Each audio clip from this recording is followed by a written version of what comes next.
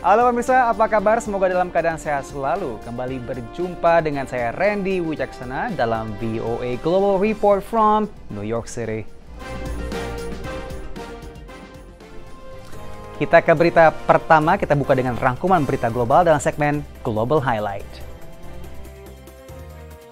Menteri Luar Negeri Retno Marsudi walk out saat Israel memberikan pernyataan dalam sidang Dewan Keamanan PBB Selasa 23 Januari lalu. Ini adalah kali ketiga Menlu Retno hadir dan berikan pernyataan di sidang Dewan Keamanan PBB. Pernyataan disampaikan masih terkait dengan perang di Gaza. Kemana Palestina harus mengadu jika DKPBB selama berpuluh-puluh tahun gagal menjalankan resolusi yang dibuatnya sendiri. Sementara Israel membunuh rakyat Palestina tanpa dihukum. Dalam kunjungannya ke PBB, Menlu Retno lakukan sejumlah pertemuan bilateral dengan sejumlah menteri luar negeri lainnya, termasuk Austria dan juga Palestina. Menteri Luar Negeri Palestina Riyadi Al-Maliki sebut Palestina sangat bergantung kepada dukungan konsisten Indonesia selama ini. Mantan Presiden Donald Trump menangkan pemilihan pendahuluan Partai Republik di New Hampshire yang diumumkan Selasa malam 23 Januari. Trump berhasil peroleh 52,5% suara, unggul dari penantangnya mantan Dubes AS untuk PBB pada masa pemerintahan Trump, Nikki Haley yang memperoleh 46,6% suara menurut data kantor berita Associated Press. Sebelumnya Donald Trump juga berhasil memenangkan kaukus Iowa. Partai Republik masih akan lalui beberapa pemilihan pendahuluan di negara bagian lain, termasuk Super Tuesday yang melibatkan pemilihan serentak Partai Republik dan Demokrat pada 5 Maret mendatang. Akankah Pilpres AS tahun ini hadapkan kembali Donald Trump dengan Joe Biden? Kita tunggu. Perdana Menteri India Narendra Modi meresmikan sebuah kuil Hindu baru di kota Ayodhya. Namun kuil ini penuh dengan kontroversi karena dibangun di atas tanah bekas Masjid Babri yang bersejarah. Masjid tersebut dirusak pada tahun 1992 oleh massa. Banyak warga Hindu percaya bahwa masjid baru dibangun di atas reruntuhan kuil tempat lahirnya Dewa Rama. Pada 2019, Mahkamah Agung India memutuskan bahwa situs tersebut adalah milik umat Hindu dan memberikan tanah alternatif untuk umat Muslim membangun masjid. Kuil ini dilaporkan dibangun dengan biaya sekitar 217 juta dolar Amerika atau setara 3,3 triliun rupiah. Ajang penghargaan film bergengsi Oscar mengumumkan daftar nominasinya untuk tahun ini. Film Oppenheimer, garapan sutradara Christopher Nolan yang berlatar belakang kisah Perang Dunia Kedua, berhasil masuk ke dalam 13 nominasi, termasuk kategori Best Picture. Barbie! Hi Ken! Film Barbie masuk ke dalam 8 nominasi, termasuk kategori pemeran pendukung pria dan wanita terbaik. Aktor Lily Gladstone pecahkan rekor sebagai aktor suku asli Indian pertama yang berhasil masuk ke dalam jajaran proses nominasi pemeran utama wanita terbaik melalui film garapan Martin Scorsese, Killers of the Flower Moon.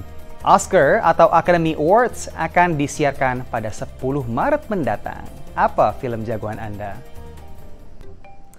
Dan itu tadi Global Highlight pekan ini pemirsa. Kita ke berita berikutnya. Tahun ini Amerika juga akan lakukan pemilu presiden dan presiden petahana Joe Biden telah umumkan maju kembali dalam Pilpres nanti. Nah, seringkali ekonomi jadi indikasi yang mempengaruhi keputusan pemilihan warga. Kalau ekonomi baik, kans petahana biasanya lebih kuat. Begitu pula sebaiknya.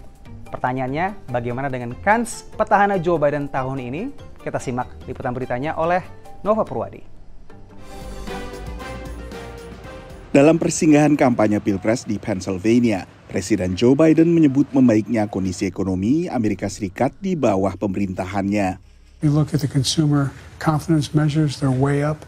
Look at across the board. Everybody's doing better and they believe it, they know it. Setelah terpuruk akibat pandemi COVID, perekonomian Amerika memang pulih dengan cepat melebihi ekspektasi banyak pihak. Inflation is down to sort of 3.1%, which, is less than half of what it was at its peak. Meanwhile, unemployment has remained near sort of 50-year lows at 3.7%. So that's a real achievement. Tapi bisakah pemulihan ekonomi ini menjamin bahwa Biden bakal terpilih kembali pada November masih menjadi tanda tanya. I think the big question leading into the election is how quickly will wages rise and how quickly will inflation fall? And basically, will people start to feel the benefits before that date? Meski telah terjadi deselerasi laju inflasi, harga berbagai kebutuhan tetap tinggi. Seperti di banyak negara lain, kondisi perekonomian menjadi salah satu pertimbangan utama warga Amerika Serikat dalam menentukan pilihan mereka pada Pilpres November. Survei pada bulan Desember yang dilakukan kantor berita Associated Press bersama North Center for Public Affairs Research menunjukkan bahwa 3/4 lebih warga AS menganggap isu ekonomi sebagai isu utama, melebihi isu-isu lain seperti perang di luar negeri ataupun imigrasi.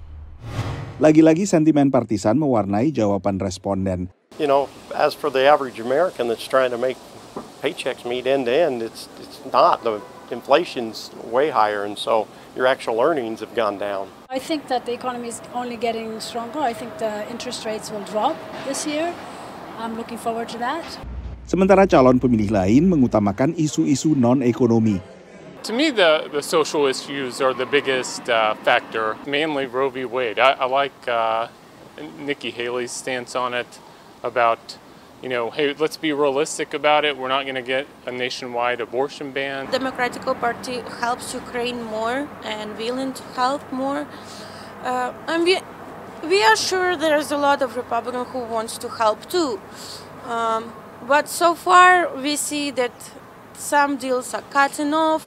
Survei AP dan North Center menemukan tahun ini semakin banyak warga AS memperhatikan isu-isu luar negeri, apakah pro atau kontra terhadap intervensi lebih lanjut, antara lain dengan menyoroti besarnya bantuan militer AS ke negara lain. Dari Washington DC, Nova Purwadi dan tim VOA. Usai jeda segmen berikutnya, Aryatna Budianto di Washington DC punya berita soal wisata Israel dan Palestina yang terpukul akibat perang. Selengkapnya usai jeda.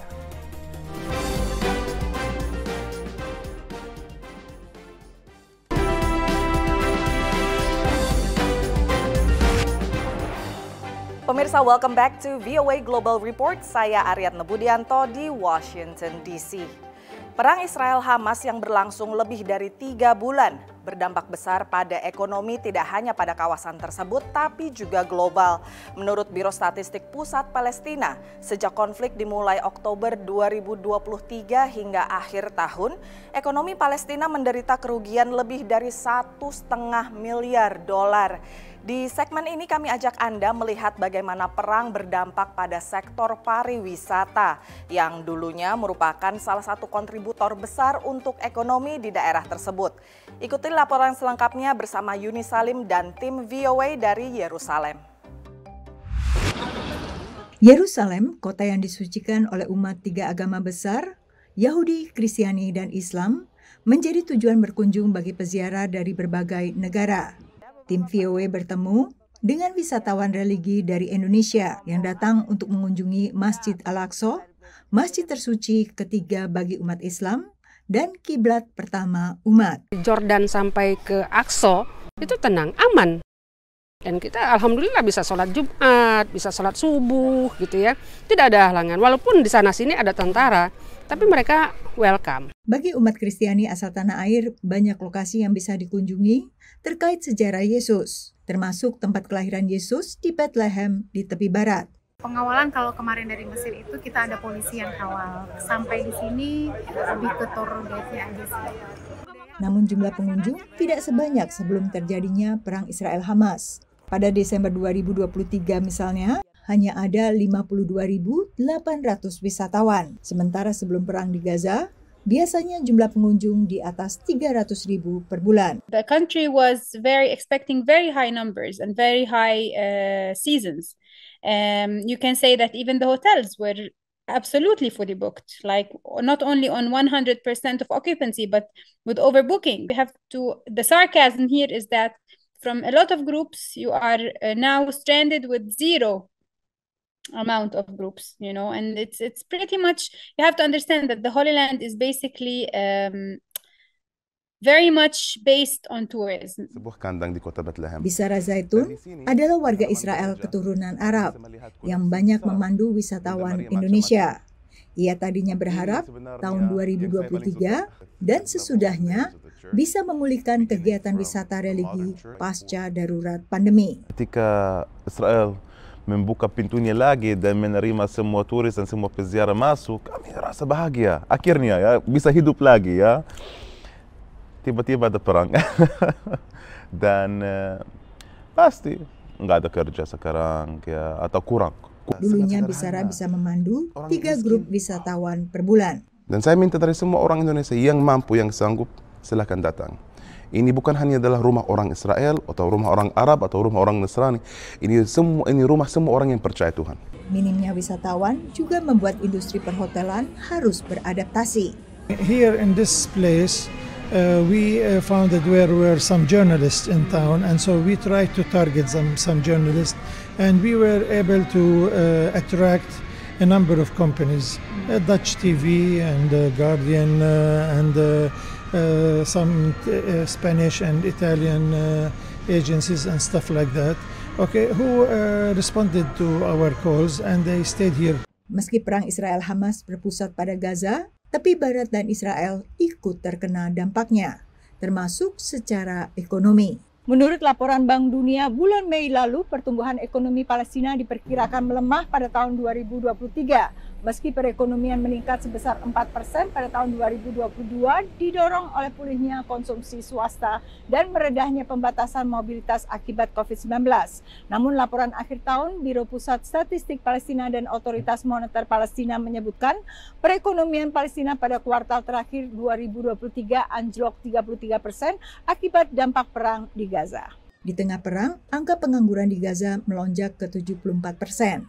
Sementara di tepi barat, sekitar 29%. Analis menilai rekonstruksi ekonomi pasca perang akan perlu waktu lama. There's like 2 horizons. One is a 1-year horizon, one is a 3 or 4 or 5-year horizon. And the 1-year horizon, you know, there are 2 major things you have to do. You have to provide immediate relief, which is something that will take months before it's no longer needed. Saat ini untuk bertahan hidup, warga Gaza bergantung sepenuhnya pada bantuan internasional yang disalurkan oleh berbagai organisasi kemanusiaan, termasuk Mercy Indonesia. Alhamdulillah setiap harinya warga di sini untuk makan siap sajinya setiap harinya, walaupun cuma satu kali doang per harinya ya, alhamdulillah masih terus tersuplai gitu. Jadi totalnya kita bisa setiap harinya alhamdulillah sampai 5.800 jiwa. Yang tadinya 1.200. Terus 2 sekolah ini kan meningkat terus ya. 1.600, 1.800, sekarang jadi 5.800. Sektor yang mengalami perlambatan paling tajam adalah konstruksi dan pertanian. Sementara ekonomi Israel tertekan oleh perang yang membuat anggaran militer membengkak. Bank Sentral Israel memperkirakan pertumbuhan ekonomi bakal melemah pada 2024 ke kisaran 2%. Dari Yerusalem, Yuni Salim, Rere Wahyudi, Valdia Baraputri, dan tim VOA. Pemirsa, jangan kemana-mana karena sehabis ini kembali Randy Wicaksana di kota New York akan menemani Anda untuk melihat lebih jauh dampak perang Israel-Hamas terhadap ekonomi tepi barat, termasuk bisnis kecil dan produksi zaitun. Stay tune di VOA Global Report.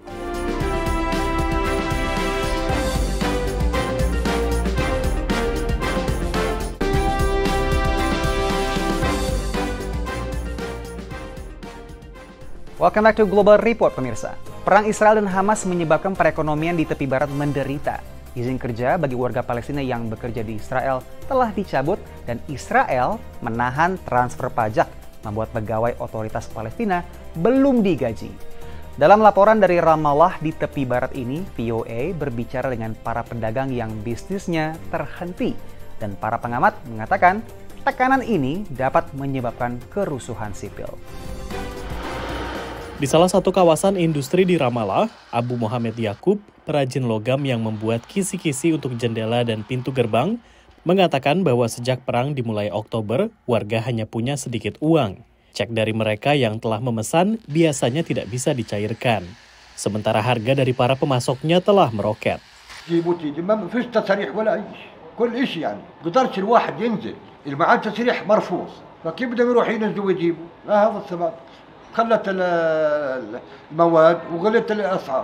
Izin untuk bekerja di Israel juga telah dicabut. Menurut Kementerian Ekonomi Nasional Palestina, sejak 7 Oktober, Israel telah mencabut izin perjalanan sebanyak 130.000 warga Palestina yang sebelumnya bekerja atau berbisnis di Israel, sehingga menyulitkan mereka untuk mencari nafkah. Para politisi Israel mengatakan kekhawatiran keamanan atas warga Palestina yang memasuki wilayah Israel sebagai alasan utama. Masalah ekonomi tepi barat akibat perang terus bertambah. Karena tepi barat tidak mengontrol perbatasannya, Israel lah yang memungut pajak impor. Selain pemeriksaan kendaraan ekstra, sejak Oktober, otoritas Palestina yang mengelola tepi barat menolak menerima pembayaran pajak sebagai bentuk protes setelah Israel berusaha menahan sebagian pajak karena perang di Gaza. Sejak saat itu, otoritas Palestina tidak dapat sepenuhnya membayar para pegawai, seperti Muate Al-Barghouti, yang bekerja di sebuah departemen yang berfokus pada perlawanan terhadap pemukiman Israel di tepi barat. Of course, the economic situation affects us, but we have to cope with the conditions imposed by the occupiers. The Israelis say it's to avoid paying salaries for terrorists' families. But this is an Israeli policy targeting every Palestinian. Bertambahnya pos pemeriksaan Israel di jalan juga menyebabkan masalah. الإغلاق الداخلي والقدرة على الوصول من مكان لمكان لأن البضاعة يعني مثلا الزراعة بتخرب لما بتبات لثاني يوم بسبب الحواجز والإغلاق مثلا على نابلس اللي استمر أسابيع على الشمال على تقطيع الضفة لتنقل من مكان لمكان وهذا بكلف بنزين وهذا بكلف مواصلات أعلى. Apakah ada akhir dari kesengsaraan ekonomi tepi barat ini? Menurut prediksi seorang pakar, kemungkinan besar Israel akan membiarkan para pekerja Palestina kembali pada akhirnya. They're talking about starting from perhaps doing gradually different ages or doing more security checks. I'm not sure they're doing it at the right pace, but I think this is going to happen. Ada kekhawatiran di kalangan pengamat politik bahwa jika tidak ada langkah untuk mengakhiri tekanan di tepi barat ini, akan terjadi lebih banyak kerusuhan sipil dan masalah keamanan bagi Israel. Dari tepi barat, demikian laporan tim VOA. Pemirsa, pekebun Palestina memperkirakan panen zaitun tahun 2023 bisa berkurang signifikan, sedikitnya 60% antara lain akibat peningkatan serangan oleh pemukim Israel. Di perbukitan di bagian utara tepi barat, ada sebuah desa warga Palestina bernama Salfit. Di sini, seorang warga yang telah lama berkebun zaitun tengah pesimistis mengenai masa depannya. Pohon zaitun di lahannya tumbuh subur, tapi ia dan pekerjanya takut memanen karena banyak lahannya berada dekat permukiman Israel. حط المسدس في راس مرته وقال له انت حط كل هاي المعدات في العرباية اللي بجرها على التراكتورون فحطهن وروح. Sejak serangan 7 Oktober oleh militan Hamas ke Israel Selatan, insiden intimidasi hingga kekerasan terhadap warga tepi barat meningkat. Menurut catatan PBB, rata-rata 7 serangan terjadi setiap harinya. Sebagian besar oleh pemukim Israel yang tak ingin pekebun atau petani Palestina terlalu dekat dengan permukiman mereka. بتحكي انت مثلا في 3-4,000 دولم مش قادرين نصل هنا. Lafi Shalabi adalah wali kota Turmus Aya, sebuah desa Palestina lain yang warganya hampir seluruhnya bergantung pada panen zaitun. Sebagian besar kebun zaitun di sekitar Turmus Aya juga tak bisa dipanen karena intimidasi dari pemukim. Cerraron todo, no podemos entrar tampoco. No podemos entrar allá. Cerraron los yahudíes todos. Sebelum perang Israel-Hamas pun, pekebun telah mengalami cuaca tak menentu akibat perubahan iklim. Pekebun Palestina memperkirakan panen zaitun tahun ini bisa berkurang signifikan, setidaknya hampir 60%. Antara lain akibat meningkatnya serangan dari pemukim Israel. Pada saat yang sama, perkebunan zaitun menjadi mata pencarian lebih dari 110.000 keluarga di tepi barat. Our estimations as a union, and we're the largest union in West Bank, for farmers, between 50 to 55% of Palestinian farmers will be unable to harvest. Produksi zaitun adalah sektor agrikultur terbesar di tepi barat. Tahun sebelumnya, produksi minyak zaitun di tepi barat menghasilkan lebih dari 120 juta dolar bagi para pekebun. Tahun ini, pemasukan pekebun bakal jauh lebih sedikit. Dari Ramallah, tepi barat, Valdia Baraputri, Rere Wahyudi, dan tim VOA. Demikian Global Report episode kali ini. Semoga informasinya bermanfaat. Saksikan terus Global Report setiap pekannya di YouTube VOA Indonesia. Saya Randy Wicaksana pamit. Sampai jumpa.